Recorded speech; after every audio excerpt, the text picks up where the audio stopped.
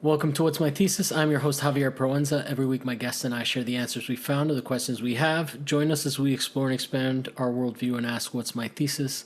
And today, my guest is Christine Atkinson. Is Hello. that correct? There was a question mark at the end. I'm always double checking. That is my name. Okay. So I think on Zoom, I think I might be coming up as Victor Skorokoff. You can call me that too. Okay. Well, Victor Skorokoff is very authoritative, so depending on how you talk, I might feel like the persona's shifting.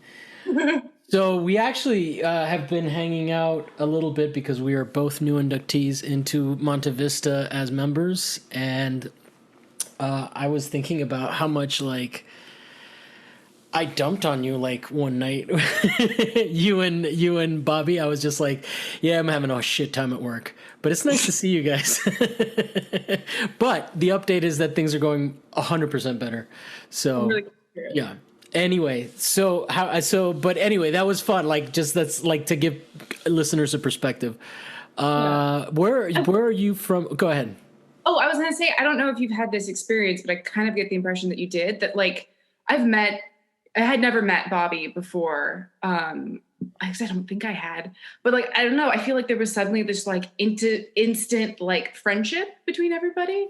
And now I feel like it's one of those things where I feel like Monte Vista is more of that's like a support system, especially after going out to it's more like artists that are supporting each other and then curating works so that they support other artists. So it's like a beacon. Yeah. Which is nice. I think I'm into that. Because, I had so much fun the other night. It was my first time behind the bar at the Bendix. That was cool. Did you have a good night that night? Yeah, I've had a great time every night. I don't know. I really like everybody, and I'm really I don't know really know how to describe it. It's just that they're like, no, we're all friends now. So it's fine. You don't have to worry. You skip that weird, awkward phase, and they're like, no, it's fine now. And you're like, oh, okay. It's a little bit, well, I do remember, there was one night, the first night where we first met, I think, not when we did the interview, but when we did the time before? The first time we met in person. I would say, which was at, I think it was the lily pond piece, which was really nice. And I didn't know that those pieces were all they were circular canvases that had been stretched, which I was like, oh, okay, that's like a flex. Yeah. It was that, the little cutouts on each of them. So it wasn't. Yeah, it was like a little pie with a slice. Exactly. Yeah, I've never stretched a canvas before, and even I knew it was that took a lot of patience. I think that's the kind of thing with my origins of a conceptual artist that I could get into and then just never learn how to paint. Just to make that piece. Yeah. But I don't know it's interesting because it's not like it was a Pac-Man slice in the it was a round almost perfect sphere. I don't want to say it was always a perfect sphere. I don't even know. How did they even make that? Anyway, we're describing visual stuff and it may be confusing to people. Right. We're used to talking off air. So I don't want to digress into figuring out something that we both experienced. But anyway, let's get to know you a little bit better because I know that I know you because we've talked about where you're from, but it'll also help me remember. So we're originally I know where you went to school, and we can get into that because we can't say the institute, and you explained to me why, and that makes total perfect sense. Because there's a million art institutes, and you can't say Art Institute of Chicago because there's also one there, I'm assuming. Yeah, and I was shipping some work for something, and I was just chit-chatting with the UPS guy. And he's like, oh, and I was just like, yeah, I said the Art Institute. And he's like, oh, yeah, my friend goes there. I was like, oh, cool. He's like, oh, yeah, they're studying culinary. I was like, oh. Pieces. My first experience with the Art Institute was there was this guy that so I went to a study abroad program. I'm not going to plug it because I like, there's a million of them out there. They're all dime a dozen, but I will say it was at Galileo's building or something. It was a building, like, Galileo had a building or some shit like that. This is so long ago. You when you're young, you listen to old people talk and you're like, what? And then you get old and you're like, oh yeah, there's no way that I could remember that long ago. But yeah, so I went there, and like, the one guy that I met from the School of the Art Institute of Chicago, is that what it is? What's the acronym? SAIC. SAIC?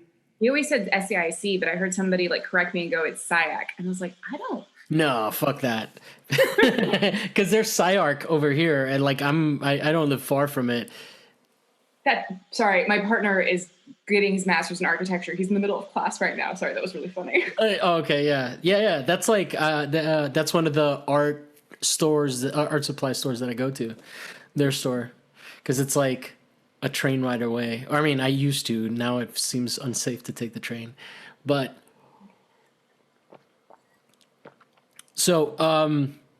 So anyway, so the guy that went to the School of Art Institute of Chicago was like the hardest in crits, and like we were all from like state schools. He was coming from an art school. I remember my friend Seth Wiener, he was like ripped to shreds by him, and he was like, but I met him in a context where someone was like, there was this woman a young woman, obviously, but who was from Bosnia or Herzegovina or some like war-torn country, and like I think she was an orphan because her parents had died, and she had somehow was doing well, but like she was great, but she was also like super abrasive. And one day she asked me, this was, he didn't know this context, but one day she asked me, like, how are you doing? Or one day I said, hey, how are you doing? And then like I just moved on, and she got mad at me. And he was there, the guy from the School of the Art Institute of Chicago was there, and like she got so upset that I didn't listen for the follow up.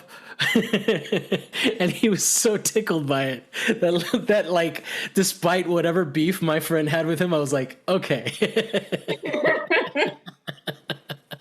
But he definitely had a reputation and then like later on when I got into the rigor, I was like, okay, so that was my introduction to the school. Like the idea that it was like super pretentious, but then the guy was kind of cool as well, and like just like bitter and cynical, and I could get into that. So what was your experience? It was a lot of that. I think maybe the culture is changing a little bit, because there were it was really like department by department, whether or not you would like leave with some like deep-seated emotional trauma. Or what do you mean by that? Like what departments were notorious for like neurotic people? Yeah, for like it really trying to break you down. Crits were super rough. And then there were other departments that were really just like supportive and really like constructive in their criticisms, and they're like, oh no, like you like that, trying to like help you like grow as an artist versus but what I'm asking is like which one, which was which? Because like in schools, I'm trying to get into like maybe a bit of more gossipy place, and I apologize, but I'm saying like drama kids are drama kids, performance art versus like conceptual art. Like who were the ones that were getting like who you saw and you were like, oh shit, I don't want your class load? Oh, definitely photo. My department had that for sure. And it was kind of split between the faculty. So some faculty were super into that, break you down as a person and an artist. And then the other faculty were like, we don't really need to do that. Go ahead. Sorry, I didn't mean to interrupt, but if you can work in like, what is your take on that? I'm a pretty sensitive person. And I was also maybe a little young for going to grad schools. And it was the first time I had actually studied art. My bachelor's is in commercial photography, and we didn't have that. So it was a very new experience for me. And it was pretty, like, I'd been in hard crits before, but I hadn't been in the kind of crit where, like, you say something about the work and somebody just straight up doesn't believe you. When you're like, I took this photo here, and they're like, oh, I don't actually believe that you did that. And you're like, oh. In what, like in locations? Just like in general, or like you'd say something about your process and they're like, oh, I don't really believe that. Okay. And you're like, it's like, how do you answer that if somebody doesn't even, like, they're so uninterested or so disengaged with the work? Like, how do you connect with that person and like have like a constructive conversation? Like, so I don't think that it's super helpful. I think for some people it works really well. I think if you respond to that sort of really harsh criticism, then can be really generative. It wasn't super generative for me. Were you a person that has struggled after grad school to keep making work? Yeah. Okay. Yeah. It was like a solid year before I made anything. And then it was, a really long time before I made anything good.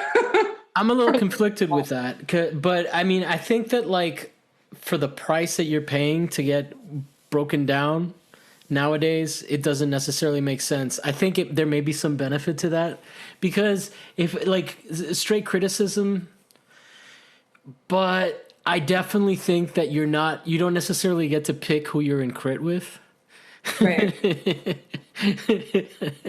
And I think that maybe is beneficial in the sense that you like learn about like how to take criticism in that sense, right? Like, you learn about motivation.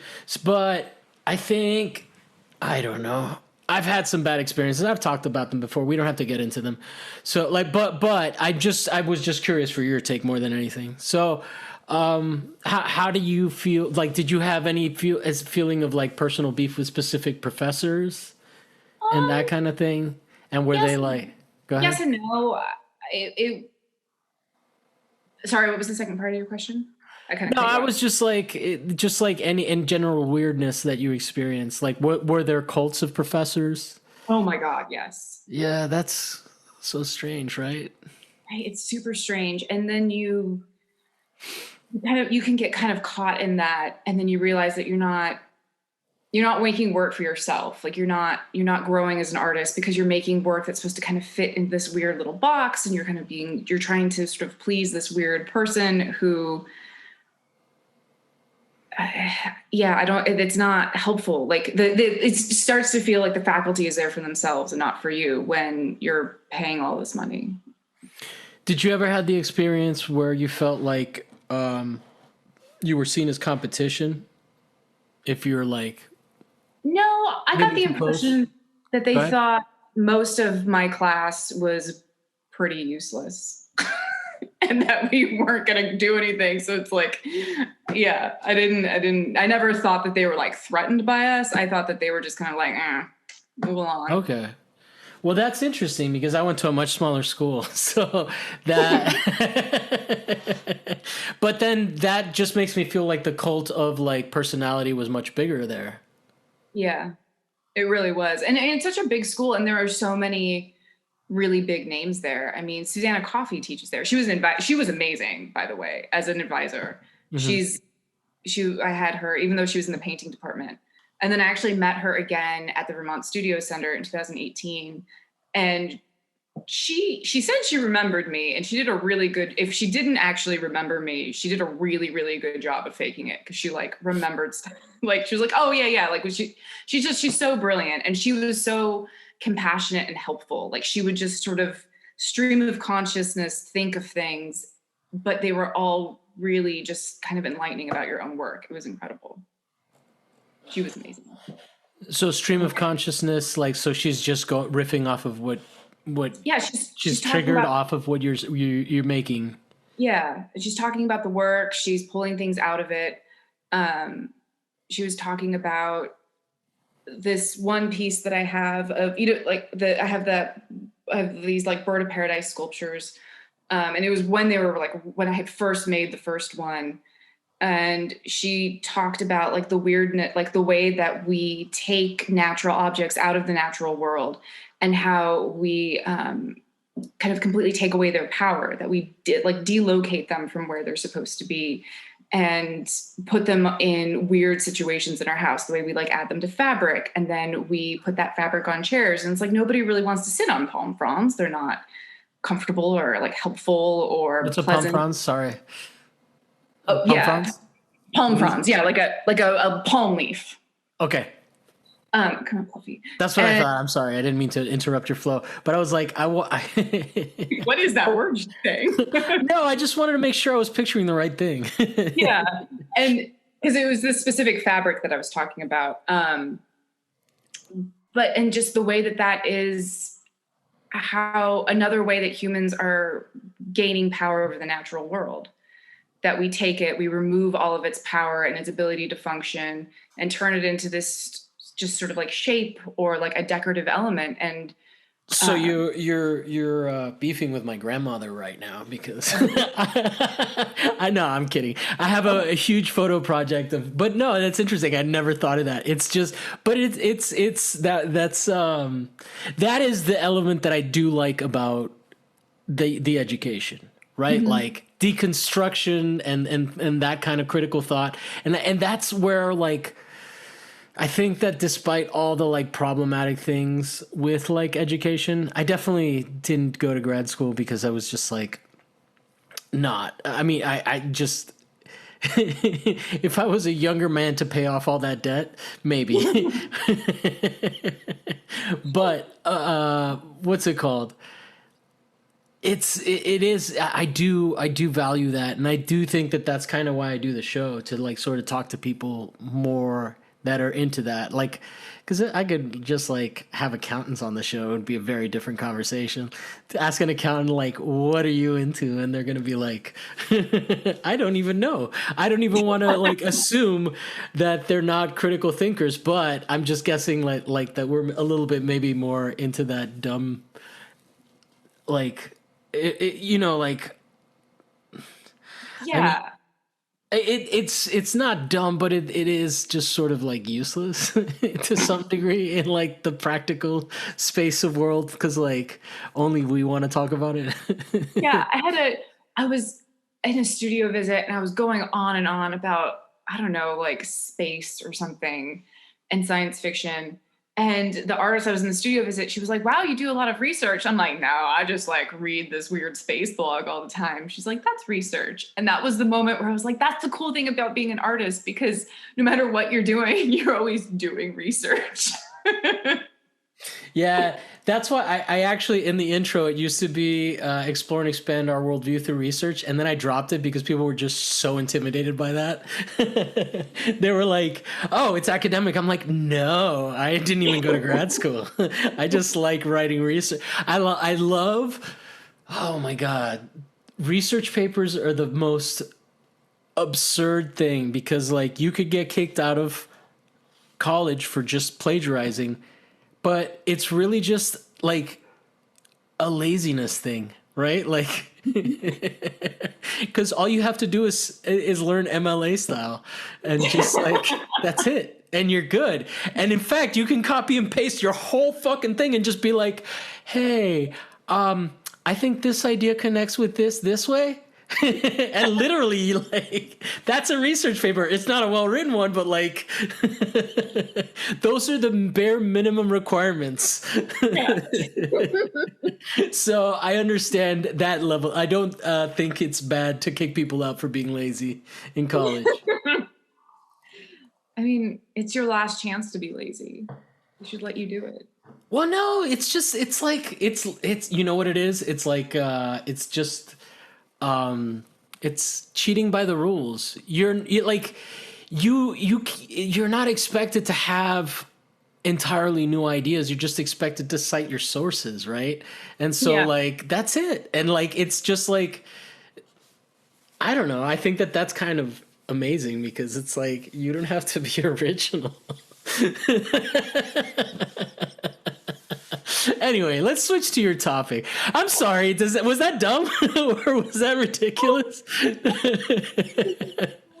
think of when you make work that you know is like kind of derivative of someone else's work, and you're just like, no, I'm heavily referencing their Yeah, there needs to be an art citation way, like, you know, I guess that's the with the title, and then you're good to you're golden. You just but like label it. Sorry for being vulgar, but like S-ing this guy's D. You know. Oh, that's funny. All right. So, do you have a topic specifically? Because I know you have a lot of stuff to talk about. And that you're well versed in stuff. Wow, thank you. That's quite a compliment. Well, I felt bad that I didn't go to your thing, but you did. Okay, well, we can start with this. I don't know if this is like what your topic was, but I do feel like it's interesting.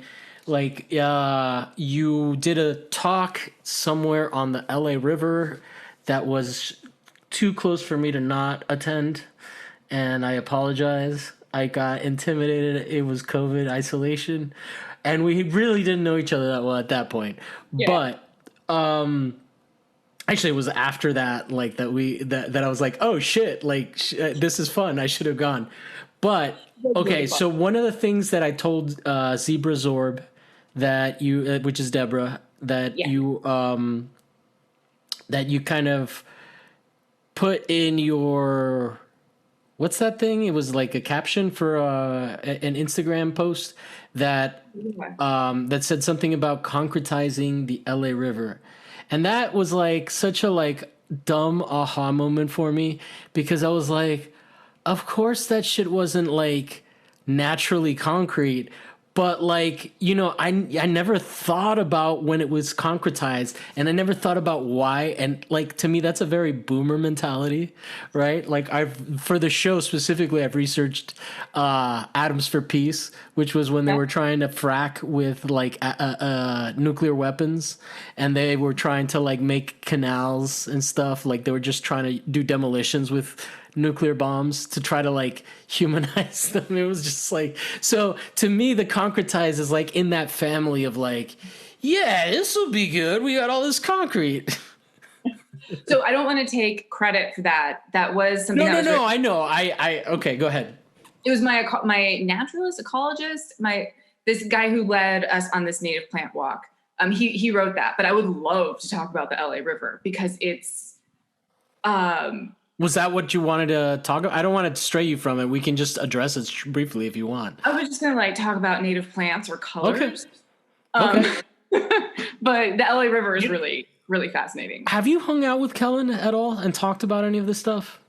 Briefly, I feel like every time he's so busy. He's always running around. But you guys should like just kick it, because he did an entire episode of native plants on this podcast. Really? Yeah. And then for a second episode we talked about politics, and then the last time I saw him he called me a commie, and I was like, yes. Compared to you, I'm 100% a commie. My boss called me a communist. What's that? My boss is like, you communist. But I love Kellen. He's I definitely want to make it down in Long Beach to hang out with him. Anyway, so plants and the LA River. Go ahead. So I guess because they kind of like they correspond. So for that show, I ended up sort of incidentally doing a lot of research on native elephant show. Oh, yeah, I'm sorry. It was a show at Elephant Art Space, which is over in Glassell Park. I just took it down on Halloween. It was a little show, but it was about this disconnect between the functional sort of native ecology of Southern California specifically, and its sort of manufactured aesthetic. The manufactured aesthetic being like palm trees and like jacarandas, and so this sort of like faux tropical aesthetic that we've adopted versus the natural. It's called, like, we're technically in a Mediterranean climate. We're not a desert. That's kind of a strange term because it's so Eurocentric. So like a lot of people are kind of like, maybe we can come up with a better term. It's basically defined climate. Yeah, there's 4 or 5 different Mediterranean or similar climates around the world. They're all on west facing Oh, is shoreline. that what it is about it? Oh, that Yeah, it's a makes west sense facing because the shoreline. sun. Yeah. Yeah, so we have a west facing shoreline up against a huge body of water. There's generally, not in all of them, but generally there's a mountain range to the east with a large desert behind it. And it is definitely, Apennines. yeah, and it's definitely qualified by having long dry winters and a rainy season long dry summers and a rainy season in the winter. So we get very little rain during our summers. The majority of our rain is going to happen during this period of time, and they're very temperate climates. So the California Floristic Province, which runs obviously from the coast of California up to the Sierra Nevadas. And then is not a part, and then it How kind of far is up is the Sierra Nevadas? I'm actually not that. I to the don't have a. east. Okay, So the Sierra Nevadas. Okay. to the east, it sort of trickles up into Oregon and kind of has a soft border up there, but then has a very hard border of the Mojave, the Sonoran, and the Great Basin deserts to like the south and east. So the Mojave Desert and the Sonoran Desert are not a part of this floristic province. But the California Floristic Province has more native plants than the other 47 contiguous United States combined. And we have the highest. So Florida just has a lot of the same shit. Is that? It's because it's such a varied place, and Mediterranean climates do have a ton of diversity naturally. So like if the east, like they're also wine growing regions. So Western Australia, South Africa. But we don't have like Amazon in the contiguous United States. Is I guess. No. Okay. That's also a very different climate, so it's like a whole different thing. No, but you said like plant species. I'm just fascinated by like because it is such a dry place. You don't think of like California as having like that. Does this include like how far north does this climate include? Are we going to like San Francisco? Huh? To Away Oregon? from San Francisco. So like that whole stretch is considered. So then okay. So then there's like a north-south axis. Okay. Right. So there's a huge amount of diversity just within climate zones. So you have the coastal range, you have all of these different, you have these different mountain ranges that run. You have the coastal mountain range, you have the Sierra Nevadas, you have the Central Valley. You have all of these really specific little ecosystems that happen, and all of them have endemic and native plants to them. And Endemic. also endemic only found here, only found in one place. So like coast live oaks are endemic to California. Valley oaks are endemic to California. Canyon oaks are developed. These are trees. Yes. Oaks. Yeah. Okay. No, I mean, I didn't grow up like really like like Florida has like the banyans and all that shit. So it's a very different like oak is like the idea. I knew poison ivy when I was a kid, not poison oak. You get what I'm saying? Like that's more foresty shit that like, and then in Italy it was all pine trees and stuff. So do we have pine trees out here? We don't have this. Do we have the weird ones that are like shapen it? We don't have we only have the Christmas type, right? No, we have like Monterey pines or Torrey pines. They grow like a normal pine tree, but when they grow on the coast in those really harsh areas where the wind is just constantly beating them, that's where they like turn into the big bonsais where they're all like twisted and pretty. So they're like the ones that you would see in Rome. Like, do you know what I'm talking about? No, I've never been to Rome. I grew up with these like crazy pine trees that would drop pine cones, and they were so like when you look at the Roman Forum and pictures of the Roman Forum, pictures of the Colosseum, all of those like all of that area is covered with them, like the Circo Massimo and all of that, and they're just like they're pine trees, but they're not shaped like Christmas trees. They're shaped like they're just like trees, and then they have like puffy kind of pine spready things. Yeah. So that is one of those things that I feel like I don't see out here that, like, and then over there we don't have the crazy fucking huge, what's it called? Redwoods? Redwoods and sequoias. Yeah, that stuff is mind blowing. Have you ever been to Sequoia National Park? That place is amazing. I don't know if I've been to that park, but I've seen some crazy big ass trees. I haven't seen the ones that in cartoons you could drive through, but I know those exist. Yeah. They used to be like all over the place. That's such a vague thing to say, but they grew like south, even down here in LA. I think they grew like all over North America, but as the ice age Okay. slowly receded, they're just vestiges of where they were growing. Okay. Little climate. Totally shot in the dark, but do you know anything about the Petrified Forest? Which one? The one in Arizona or the? Oh, okay. There we go. That you already you you have satisfied my question by informing me that there are more than two. Let's get back to the local area. So okay, go ahead. Like tell me. So maybe work. Let's like work a little bit into what you're doing with the work, or does that feel weird to transfer into that? Because No. I kind of want to talk about some of these like more solid sculptures, and Okay. it's hard, like there's solid, like they almost look like marble pieces. You know what, like this is a horrible pop culture thing that I'm doing to you, but it reminds me of like the marble columns in the Matrix that are getting shot by bullets. Oh, that's that. I'm sorry. I'm just trying to describe things to the listener, but they are much cooler than that. They also have like an objectness that and they're reflective. So when you have the places where there's a disruption, but it does sort of like it feels like there's an impact. It's not like there's like hard edges and pieces missing, right? Yeah, there's like a weird violence in them, which I Yeah, really like. exactly. Okay, so I'm glad that you like the reference. Oh yeah, I really like that. Did you see the show? It also, I almost texted the woman that did the sculptures in that I was like, your work reminds me of Ed Gein, and I was like, that's too much. We haven't met. Ed Gein's the guy that made like lamps out of people and shit, but he was a gravedigger. He wasn't a serial killer. But she has to know. She made a fucking sculpture with ears. There's no and nipples. She has to know. But anyway, go ahead. That is a really good reference, though. No, I know. It would just be creepy. She would just like I would have to say that in person. Right. I think someone would be kind of weird. Yeah, especially like if we just started following each other and be like, I've got the Monte Vista clout. I'm gonna just randomly like creep someone out. Anyway, go ahead. Sorry. So those sculptures are they're made out of epoxy and wildfire debris and salt. Okay. So I made the form.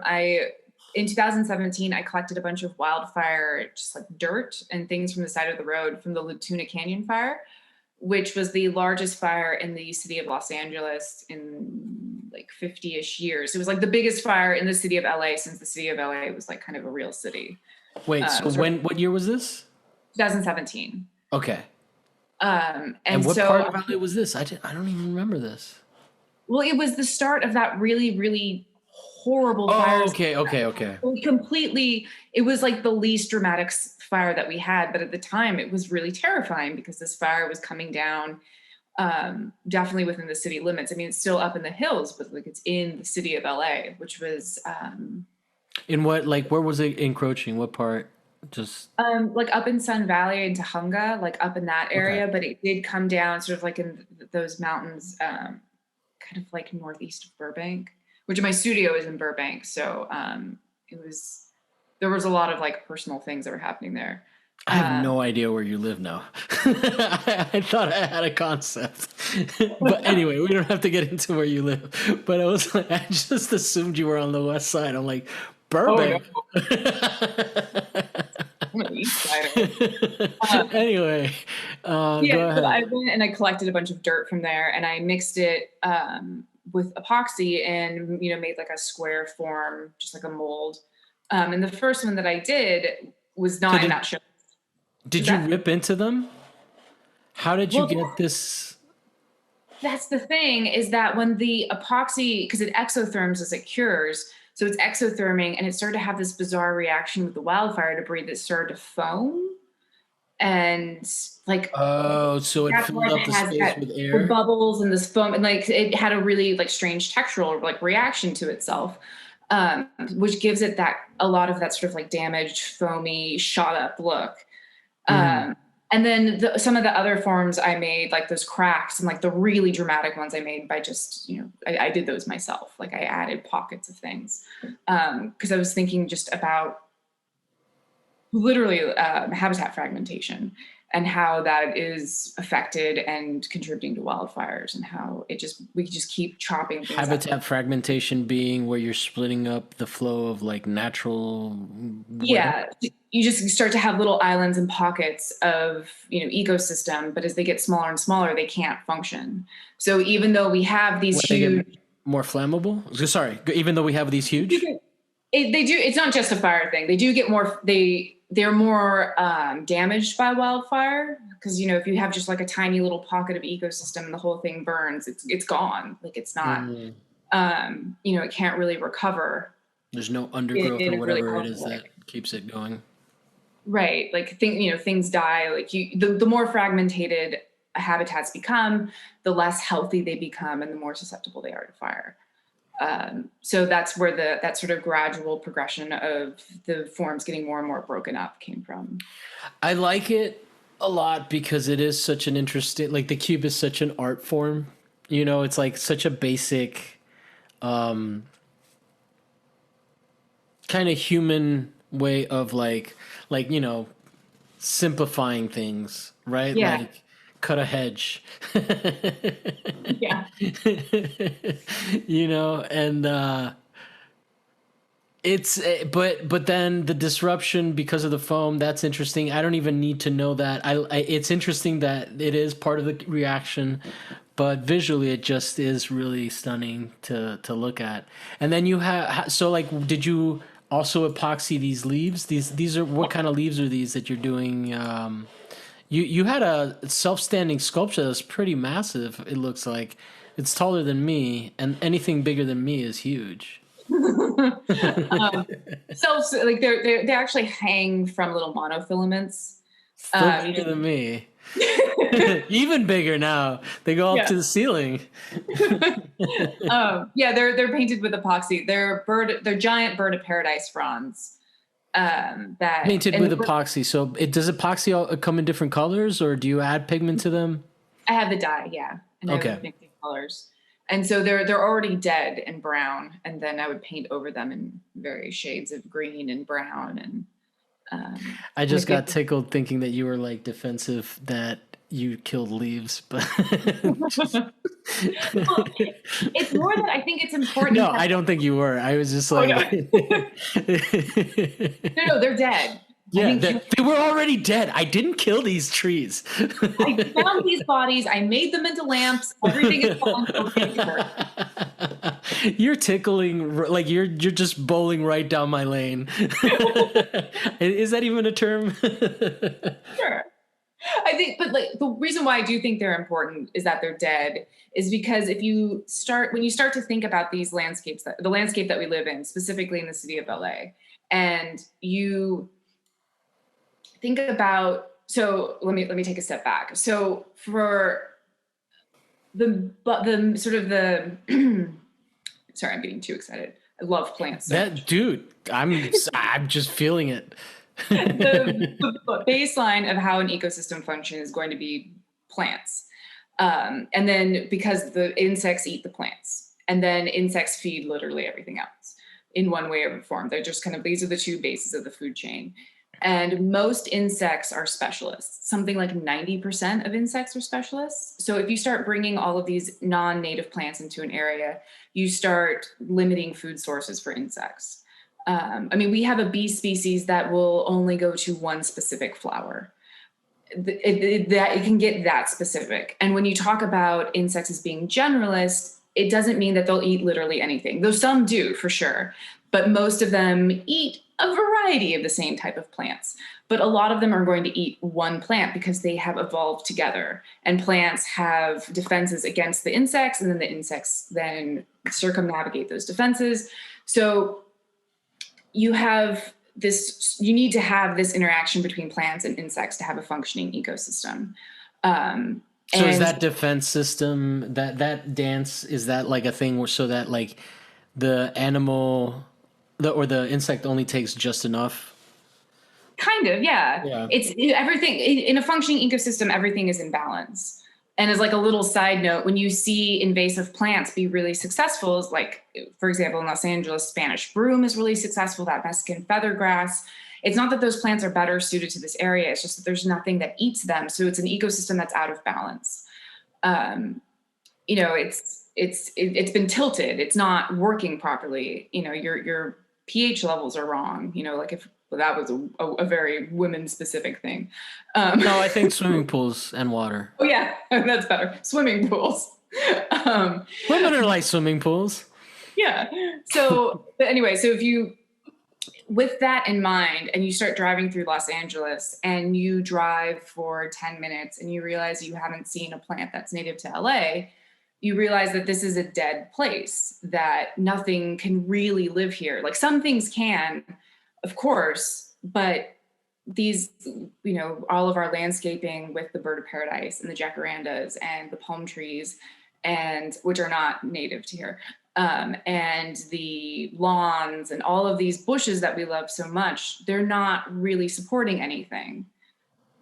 So it's just kind of like a taxidermied landscape. It's something that's really Oh, visual. so they're not. There's nobody, no creatures benefiting from this other than the LA. Or very, very few. Yeah. Yeah, like the people, like the. I don't want to like pick on the Kardashians because I actually don't think they're like that lowbrow, but but you know, like I'm just saying, like I saw that there was this thing that people are like buying trees. You know, there's like a whole trade of super elitist motherfuckers like they want like a crazy tree, so they'll just have them transported from like some crazy random place. But so that's interesting. I think because they could have really done a much better job landscaping it in terms of if you're gonna like select plants. Right. I mean, like my grandmother could have done a better job. It's your grandmother's specific fault. The thing that drives me absolutely nuts is when, like, there's a couple of streets in Pasadena that have cork trees, which are in the same sort of genus or species. I'm not a biologist, so I don't know 100% what those umbrellas cover, but is in the same sort of family as a oak tree.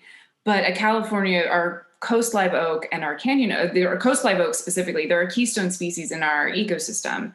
They're a host plant for over 100 species of birds and moths alone, not talking about how much they feed through their acorns, how much they're feeding through other insects, like just birds and moths and butterflies alone. There's over 100 species that use them as a host. But instead of planting the native oak tree, they planted a cork tree. They look almost essentially the same, except one is sort of this little black hole of resources that is really adding very little. And the other one is a life source. And so it's a little bit about aesthetics. It's also, actually, it's a whole ton about aesthetics. And it's a little bit about just knowing. Well, before I moved to Los Angeles, I didn't really understand the ecosystem either. Just through study, I learned about it. And then you have this little like aha moment where you're like, shit, of course there are things that are supposed to grow here. And yeah, it's just that I'm so fucking used to Florida, and like when I come over here, I don't even think I'm like, you're blowing my mind. I'm not like saying you're wrong. That wasn't but you're wrong. I'm like, wow, like that is crazy because I think like you could fucking bring anything to Florida and something's gonna eat it, you know? Right, But no. I'm not. I'm like I'm blown away that this is such a specific climate that it needs. It makes sense. It's not like this is not a problem that's specific to here, though. This is something that's happening all over the world. Ecological collapse is a thing happening literally everywhere. I need to be able to sleep tonight. I haven't slept in so long. You just get super, super depressed and you start giving money to Fuck, man, I'm already so invested in politics right now. And the economy collapsing. Jesus, Christine, what are you doing to me? This is a new thing for me to just be so angry about. No. It's so what's that? I do it to my parents all the time, and they're always just like, oh God, why did she call again? I do it to my mom too. So I've had her just be like, okay, so I'll talk to you later. And I've just been like, oh my God. La vie de merde. Vincent's dying. We will not make it. I don't want to put her on the French, actually. Now I'm just like, it's more my goth little kid, you know, like, there is no God. But God, can you help me? So, wow, man. So that's crazy. Like, where do we go from here? Is there like another thing that you could hurt me with? Oh my God. So we can talk about the LA River. All right, we'll definitely have to do a second one because I'm glad we eased into your topic. I'm glad we talked about everything else because holy shit, I did not realize that like we're all gonna die because bees can't procreate. Like this seems to be a pretty good explanation behind that in terms of like is that I mean I'm not putting that on you, but well, so like the European, this is going to be worse. The European honeybee is European. It's not native to North America. It's native to like other continents. It's not native to here. We do have the highest number of native bee species in the world exists in California in Pinnacles National Park, where we have 400 different species of bee.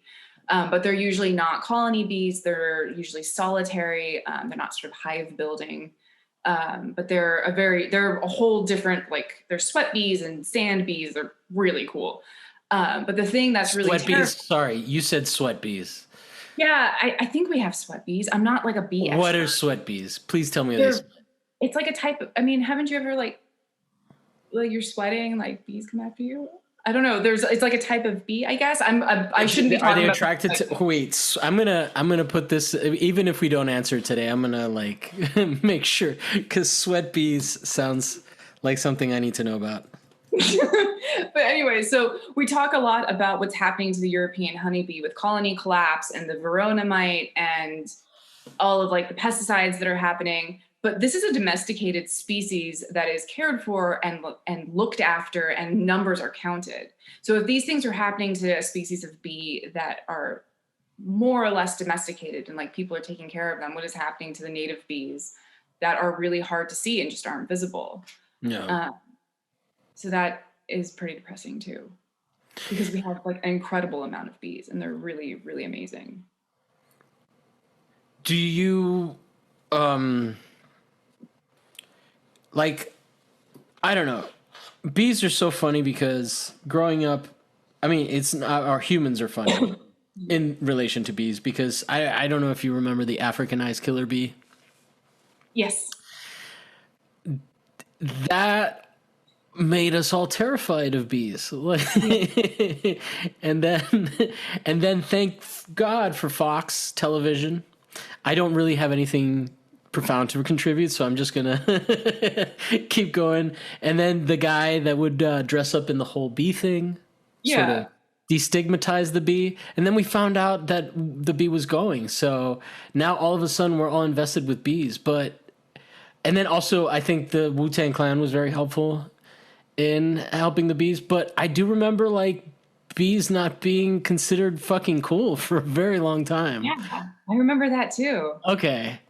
And we had it was right there. We had a beehive. I found out I was allergic to bees. But we have do you need an EpiPen.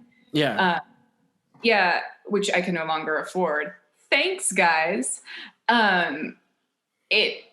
You're just hitting all the anger points right now, but go ahead.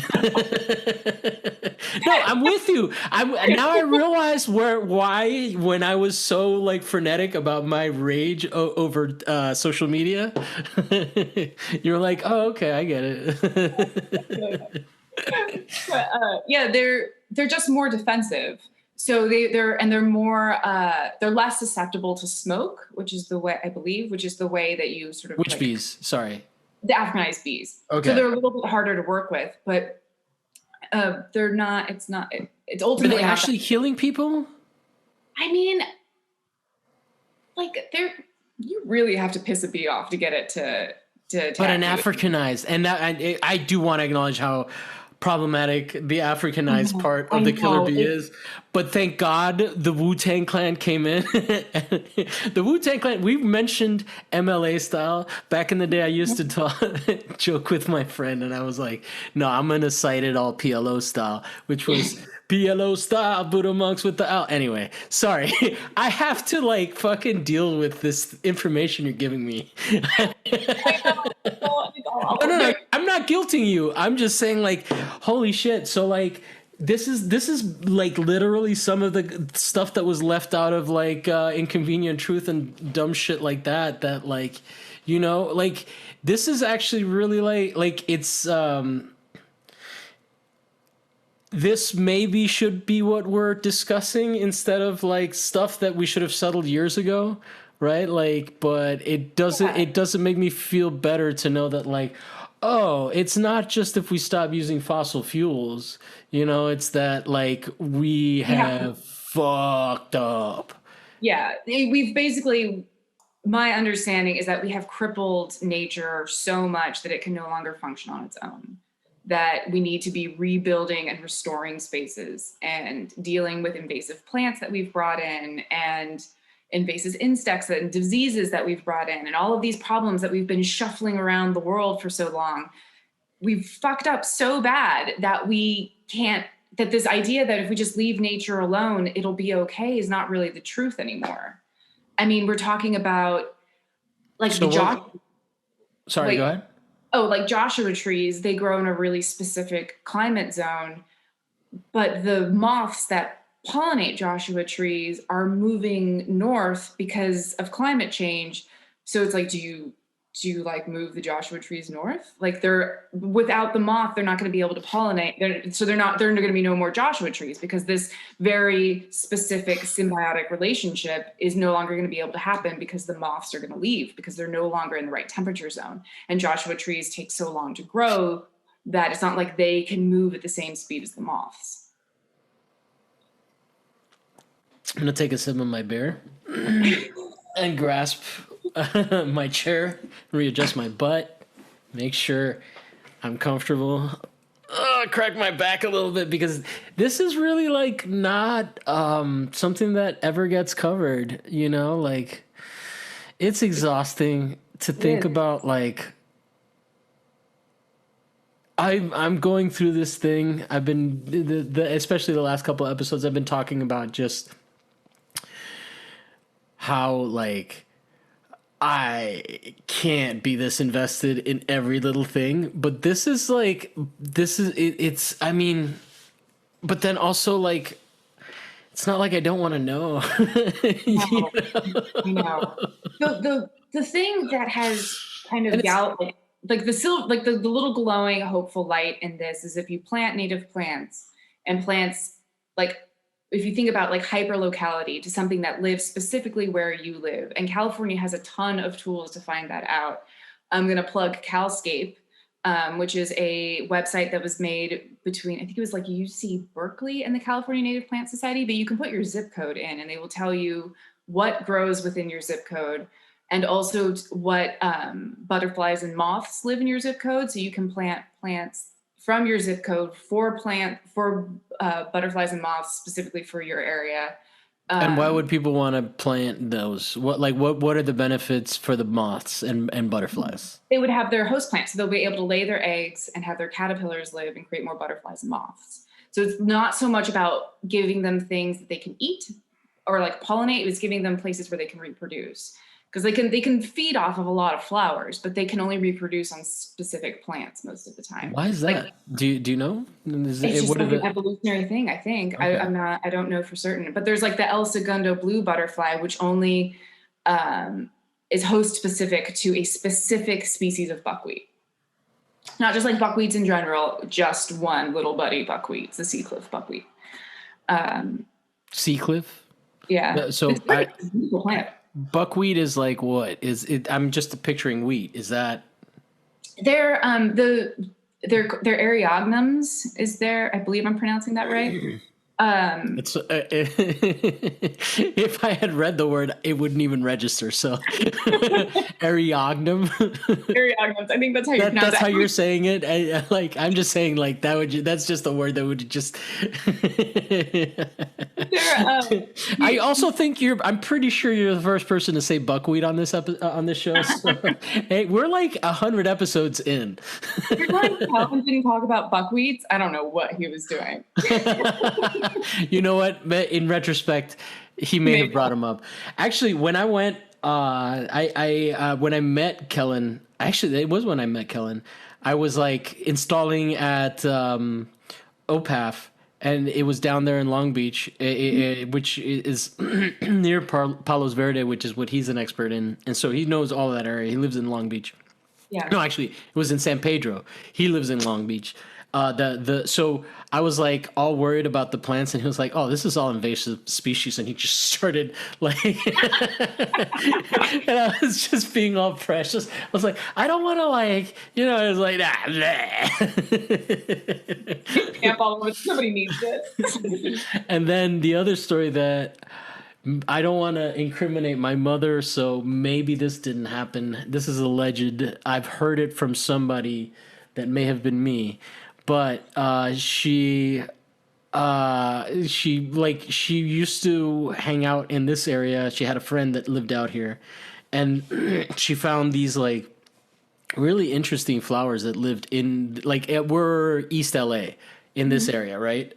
I don't want to give my exact location or neighborhood away, because I'm not trying to raise my property values if I ever make it big. Not that I'm big enough to raise property values, but so she took this plant over there into Culver City, and man, that shit spread so fast. Like it's just one of those species. It's an invasive species for sure, but it was one of those things that just like, is there something about cactus that's like more, what is it like? What thrives out here more than like that is invasive and then spreads? Because I know invasive isn't. It's like when you have like, is it a thing where like they don't have any one that eats or feeds off of it, so it just spreads so much? Yeah, it's usually something that has a really similar climate, so that's why other Mediterranean species do it really well. Like I mentioned, the Spanish broom, eucalyptus. What else? There's that weird feathergrass. There's like other grasses do pretty well out here because they kind of like grow really quickly during the wet season and then die off. But yeah, it's that nothing eats them. So, and they're in a similar climate, so they just explode. Like California poppies are invasive in other places of the United States because it's the same situation. Nothing eats them and nothing kind of keeps them in check. There's no bacteria or like diseases that will kill them off. And so they just grow rampantly, and they, diseases. We haven't, that's like the first time that comes up too. Yeah. Have there been huge disease things? Like I think on this episode, my former co-host, you talked about how bananas, they had to mutate them or something like that. I don't know if you know about that. Oh yeah, because there was like a fungus or something, right? Yeah, there was like some sort of thing that was going to kill them all off, so they had to do some shit. I don't know. Plants are crazy, especially cultivating plants. But have there been any huge, like, go ahead. You were excited about something. Go ahead. Oh yeah, well, it was just there was the grapevine fungus in Europe where I don't remember when it was. I want to say it was either the 60s or like the 1800s. Oh, okay. I was like, oh my God, there's no wine. All of the plants were just withering and dying. And some estates, they found that if you took, it was actually a California native or like a North American native grapevine, and then you grafted on the varietal that you were growing, that it would live through this fungus or like mold or whatever that was killing everything. But there were some places just refused to do it because they didn't know if it was going to change the taste of the grape. And then of course the taste of the wine, because, the terroir and pulling all the things up. So. But wine that tastes like fungus is amazing. But there were some places that weren't affected by it, which is why some, there are now like some areas that are like so much more expensive, but there is some sort of weird line in the sand where wine before this specific date that I can't remember potentially tastes completely different than what we've been drinking now, even from these really old estates, because the plant stock is different, which is really Interesting. bizarre. Yeah, that whole thing also well, I guess there is basically what we're talking about. Well, that is one example of how invasive or non-native saved, Yeah. like by adding some biodiversity.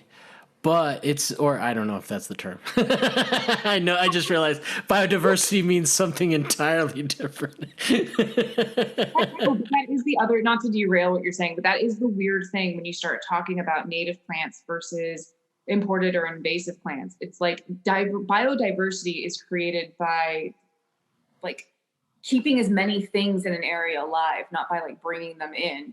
But when you talk about it, sometimes you start to sound really like xenophobic, and it's a really, really, but you're Well, talking they're about plants, though. Like, is right, but it you're cultural? Do you think it's maybe more on a cultural level? Like, no, I mean, xenophobic.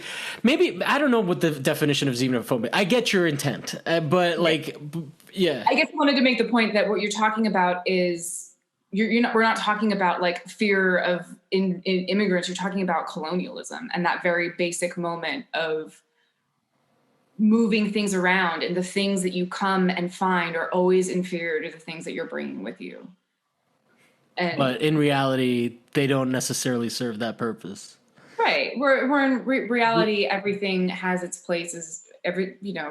It's And you might actually be killing a whole. ecosystem or a Yeah. planet, which has been, our deal. Yeah. Well, do you think that like I don't know. I mean, this is completely hypothetical, and I don't expect you to have an answer to this. But then, like, it's interesting how things are just grown in different places, right? But they're not like, for example, just almonds being grown out here, and Super water intensive. and shit like that. And I know that like, I think that like, I don't know what the deal is with pistachios. I forget the research that I've done. I did a quote unquote. But yeah, like, so like if we as novice idiots, I mean, not that you're an idiot, but I'm completely ignorant to the whole situation, and I definitely identify as an idiot because it's a position of fun and low responsibility. But I think that like it's interesting if we could maybe like instead of having shit grown in places because it's convenient or financially expedient, or you know if you just kept things growing natively. But it's like corn native to like Nebraska. But our domesticated plants are so far removed from what their source plant is. I mean, there was that big thing about corn and trying to figure out what corn's source plant was, or like wild version is, and they had to like genetically test it. You couldn't just look at corn and figure out where it came from. They didn't know. So it was like this huge like research project to figure out where corn came from. But they're so far removed from their wild version that, I mean, where are they native to? Like nobody really knows where like apples came from, or oranges are kind of from China, I think, but that's as close as we're gonna get. Like indigo, they don't know where indigo is from. Wait, I well, that's a mean, fruit. a dye, It's a pigment. denim. Okay. Yeah. Okay. So I mean, I it's was like, just I want to eat an indigo. Shit, that sounds delicious. That sounds like my background. oh, this tastes like denim. But oh wow, man, that's so crazy. It It's really so is. It's like when someone tells you that there's germs, and you're like, all of a sudden you're like, oh shit. I'm covered in microbes. And then you get over it. But like, I'm just in that first realization of like, oh my God. It's that part in the like the disaster movie where like the avalanche is about to come through the window and I'm like, oh my God, the bees are gonna go. I would say the one thing you just plant native plants in any space that you have. Well, And do you know of any actual like initiatives that are behind this, or there are there's a one like game like really pointed towards nurseries to sell native plants. There's something called the Rewilding Movement, which is basically taking suburban and privately owned land and reverting it as close as possible to the native ecosystem of that area. I think it's called, there's a website like mynationalpark.org or something where you can go and like chart where other places are that have native plants in your area, and you can like put yourself on there as like I have native plants in my yard. I'm part of this sort of huge idea of a national park that's in private hands, because so much of our land is in private hands.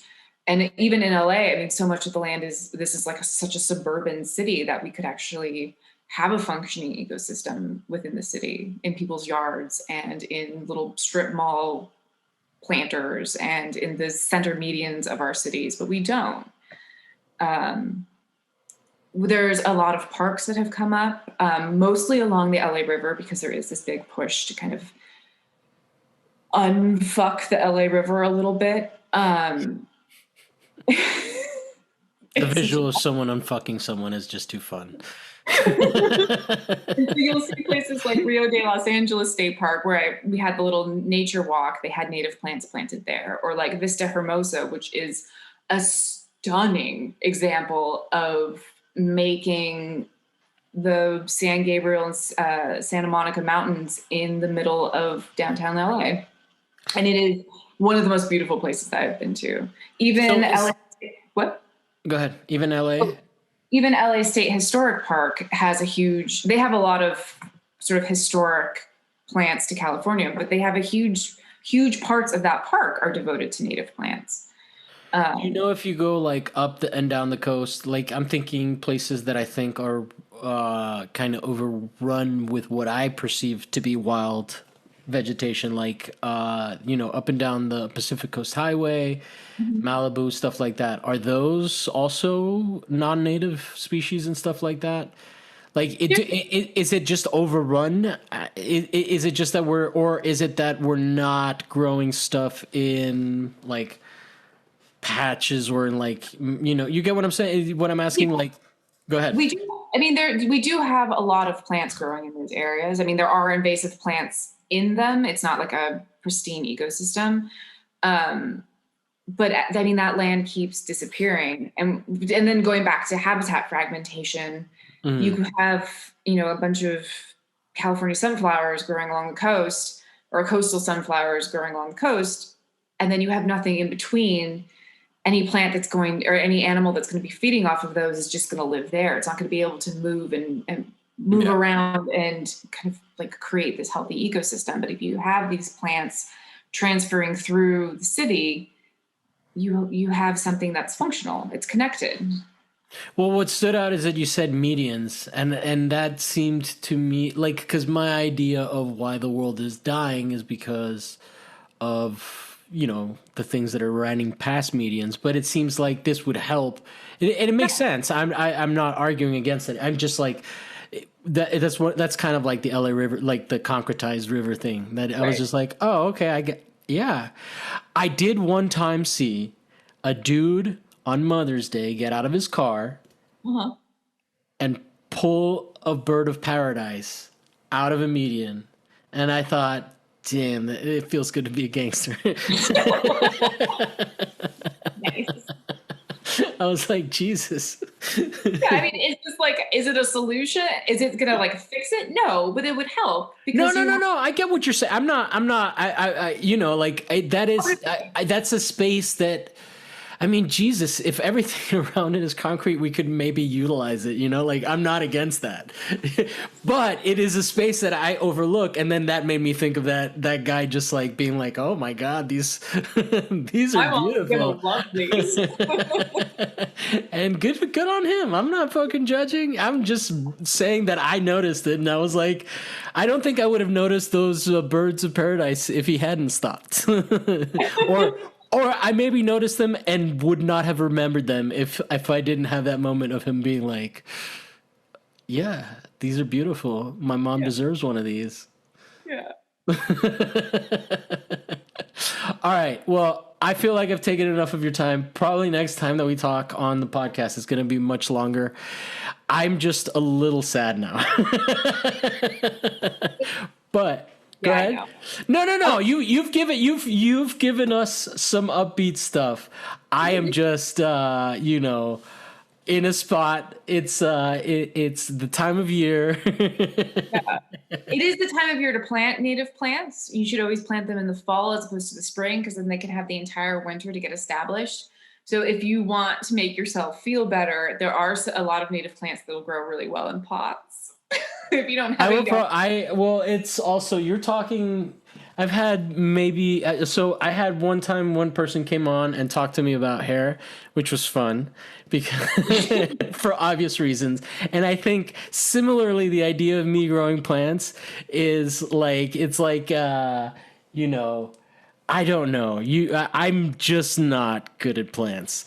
My grandmother, my grandmother had one of the most amazing gardens. All my stoner friends in Miami, when I lived at her place, used to come over, and they were like, "Bro, this place is fucking wild," you know.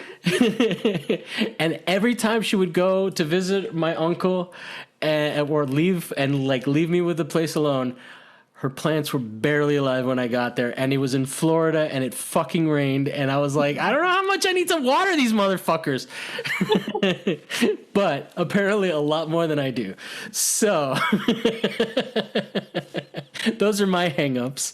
But yes, you can definitely, if you are not like me, if you have thumbs that are green and not the Black Death for plants.